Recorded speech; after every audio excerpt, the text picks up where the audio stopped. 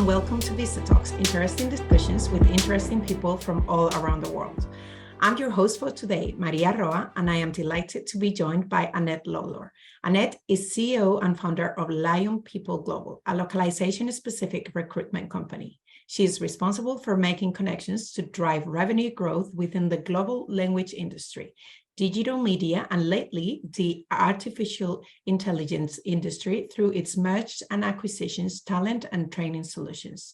Annette is also passionate about people's first, honesty, well-being, running, sea, swimming, yoga, walking, cooking, and happiness. Oh my goodness, so many things. But we need to talk about the happiness because I know it sounds weird, but I am one of those people, Annette. I am like crazy about happiness. And it's something that I try to tell everyone that I meet about. I think you can spread happiness around. So we need absolutely agreed. Yeah. Annette, you're very welcome to the show. Let's move on because I have a lot to talk to you about. Excellent. Well, I'm just on the note of happiness. Before you kick off, I was recently at Gala, and the keynote speaker was the CEO of Meetup, and actually one of the things that he talked about as a leader was kindness. And I just thought, it was really interesting the take that he had on that, because it was really incorporating happiness and kindness in the one idea that, in other words, if somebody isn't performing on their job, that it's actually kinder to let them know that they're not, give them a chance to improve rather than leaving it sit because the company's not happy but also the person isn't happy. So kindness and well-being comes from being motivated in the right way. So I really liked, from a people perspective, I really liked his take on it. But yeah, I think we all need to fill our cup every day before we start, and then the world will be a better place. You're right. I was there too, and actually that keynote was, it was spectacular. But yeah, you're right. I think like happiness, it's very important at work. It's something that I try to spread like absolutely every day, because it makes working a lot easier with everyone you're with. I mean, it makes working better. So yes, indeed. Let's go for it. Yeah. Well, I actually always like to start asking our guests, how did you get started in the industry you work with? So in this case, it's the talent industry. And why specifically working with the localization industry? Were you always interested in language, translation, localization, people in your case? Interestingly enough, no.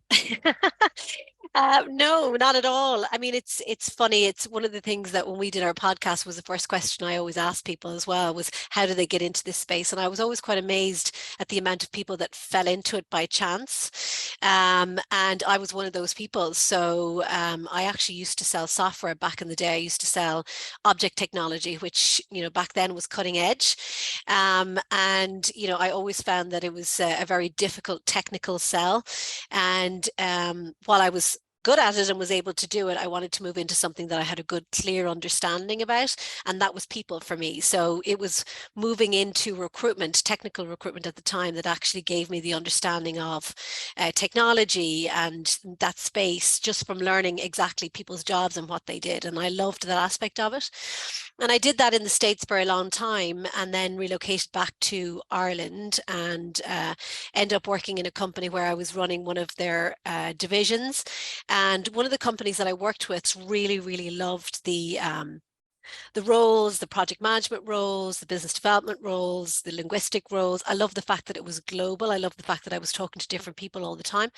So when I got pregnant, I started my own company, as you do, 2 months into the pregnancy. And my first ever cold call actually was to VistaTech, to Siobhan. And we ended up getting them on as a client back in 2018 when it was Synergy Recruit.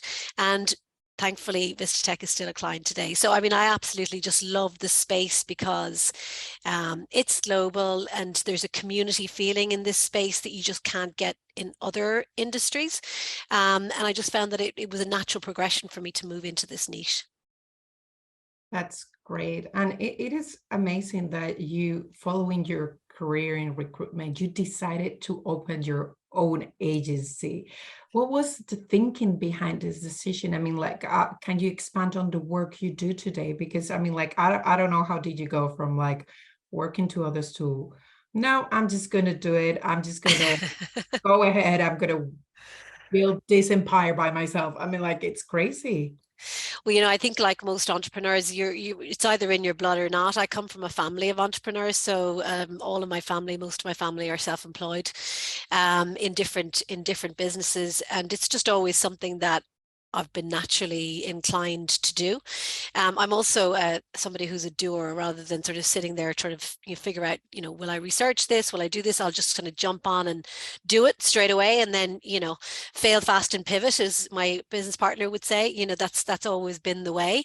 I mean, and it continues to be that. So, I mean, as I said, I started this 3 months into a pregnancy, so there wasn't a lot of thought behind it. My husband wasn't very happy at the time. But it worked out well. I figure, why not? Why not now? It's kind of, as I said, the industry has grown and evolved over time, and so have we. So we've kind of mirrored that.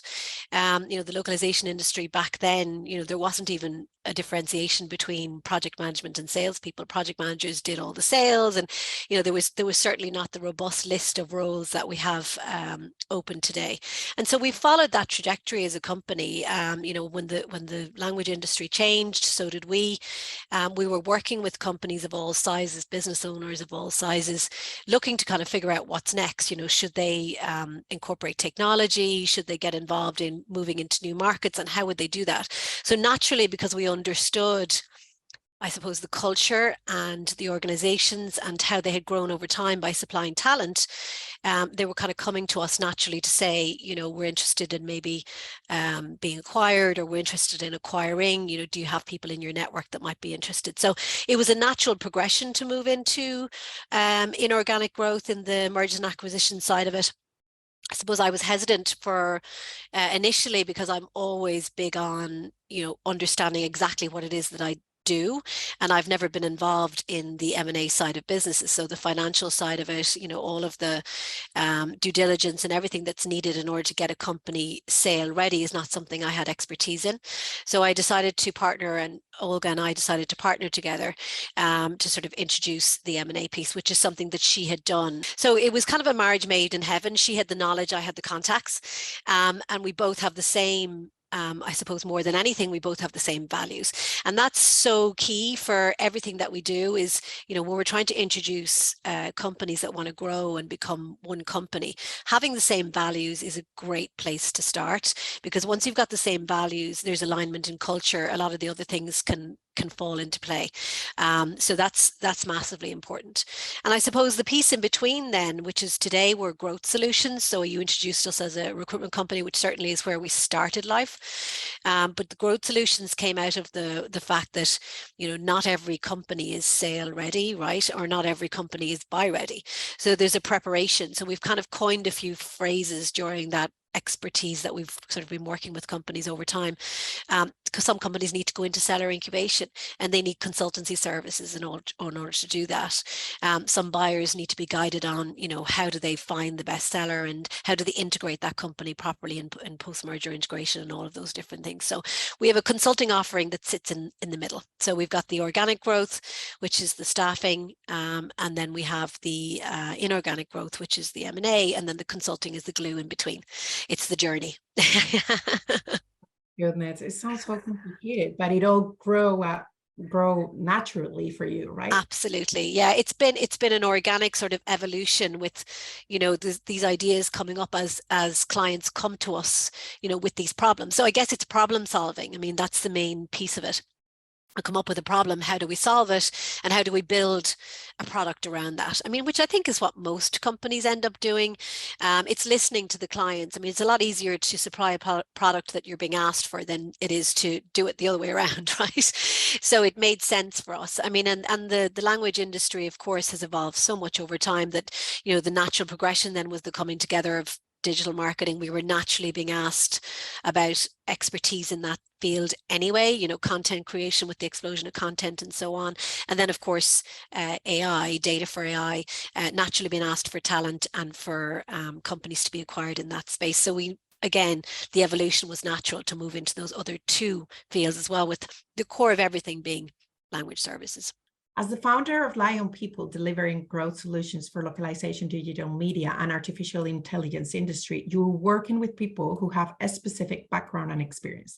In relation to the localization area, what roles are in most demand? And do you have any advice for people looking to grow their career in localization?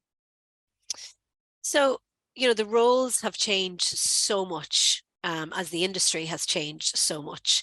I remember back in 2018, I mean, it was project managers, it was DTP people, it was linguistic staff. There wasn't the huge array of roles that there are right now.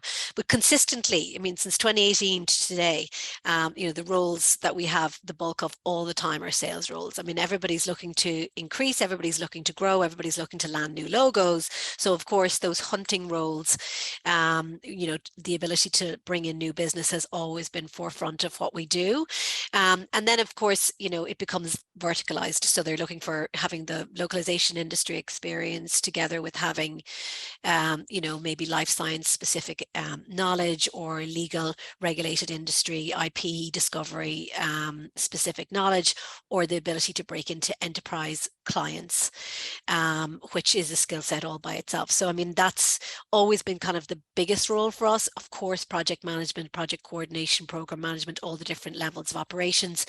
And we do quite a lot of C-level positions as well, but they tend to be the hidden markets, so not all of those will be advertised. They kind of get filled without necessarily going to market. For people that are looking to, get into the localization industry, I mean, it's just a fantastic industry. And I think one of the things that has been our Achilles heel as an industry for a long time is the fact that, even though we're an industry that helps companies go global, we're really bad at promoting ourselves. So we Yes, haven't. I agree. It's so funny. You would imagine that this industry that is helping the best brands in the world go global would be amazing at self-promotion, but we're not. It's almost like I heard somebody say one time at one of the conferences, I can't remember who it was right now, but it really struck me. She's like, we are the cart that brings companies global, and there's nothing sexy about the cart. And I just thought that was brilliant. I just thought that is brilliant. So how do we make ourselves more sexy? And I think stuff like generative AI, everybody's talking about ChatGPT and so on, will help that. But we are depending on who you listen to, what market research group that you listen to, we're set to be a $90 billion industry by 2027 with, a really impressive growth rate, 7%, depending on who you're talking to. And it's just a robust place for careers. It's a robust place for people to grow.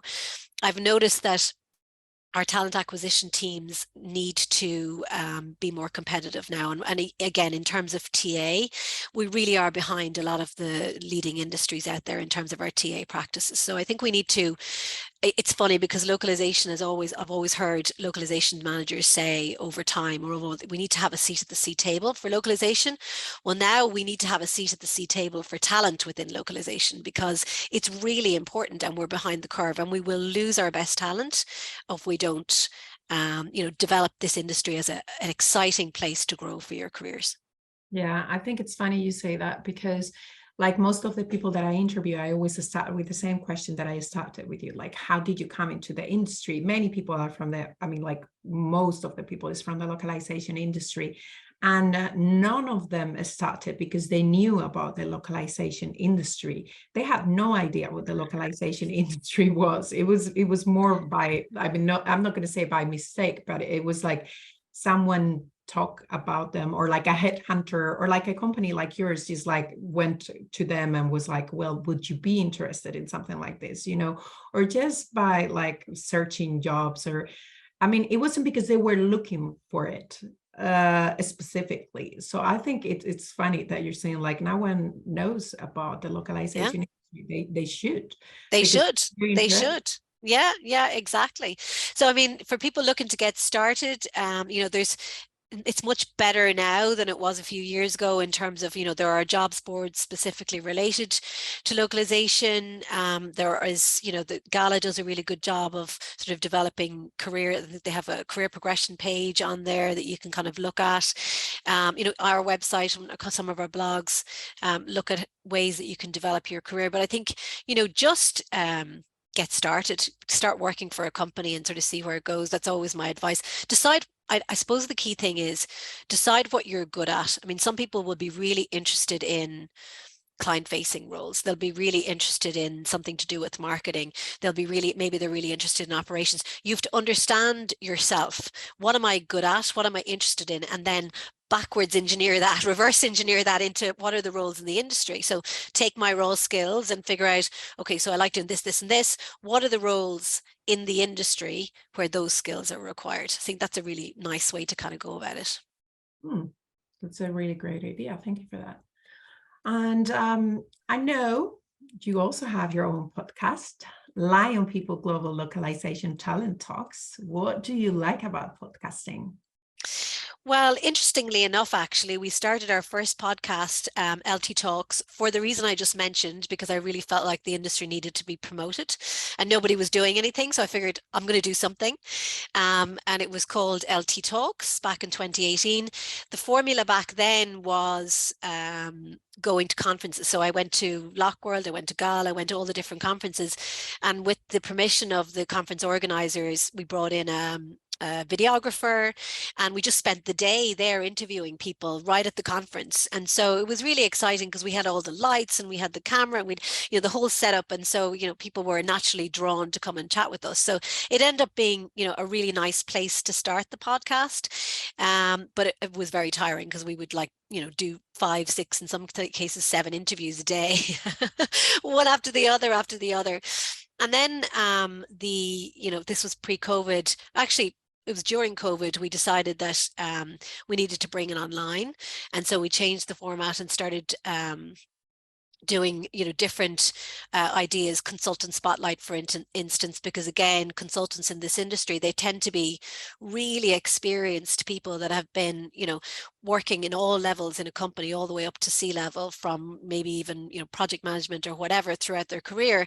And then they get out and all of a sudden they don't necessarily want to go into a company and do it again, but they want to be a consultant, but they don't necessarily know how to sell themselves. So I just thought a consultant spotlight would be a really nice way to give those people an opportunity to sort of talk about, you know, the industry, what they love and what they can bring to the industry as a whole. Again, the idea of the podcast was to promote the industry, promote the people within it, promote us as, you know, the really warm, welcoming industry that we are. And so that's the reason I love doing the podcast.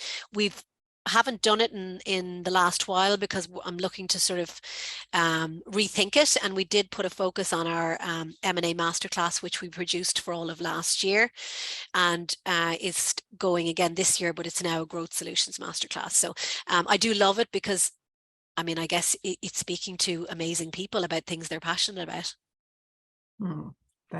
That's amazing. And you meet so many new people this way. You do. Yeah, I think it's great.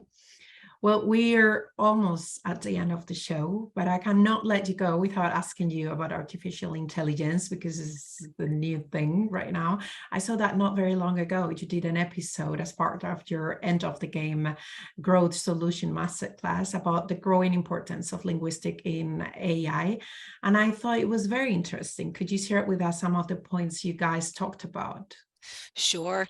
I mean, this is a typical example of the really interesting, passionate people that we have within our industry. So that masterclass was with Jane Nemkova, who is a name that many people will know within the industry, somebody who has worked in language services and then went on to be one of the forces behind the growth of, you know, one of the big AI companies within our space that came from localization. So, you know, Jane has a huge amount of knowledge to share, and she's been working with not only that, but also been working with Middlebury University, working on training and coaching young people coming into the industry. So she'll be talking about generative AI for a long time, and AI within the industry. And, you know, these are not my words, but Jane has said that, you know, she really believes, I mean, as do I actually, by the way, that, you know, the role of linguists and other language experts will become even more critical as we go into this next phase. So I see it as more of an opportunity rather than a threat, which was echoed in what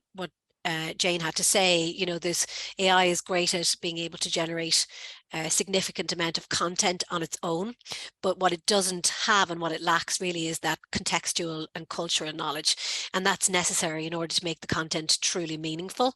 And the only people that have that expertise are linguists, maybe not in the capacity of a translator, but certainly in the capacity of you know, language knowledge, cultural adaptation knowledge, and domain expertise. So I think that, you know, it's a good thing for our industry. It'll help to promote our industry and maybe get better at being sexy.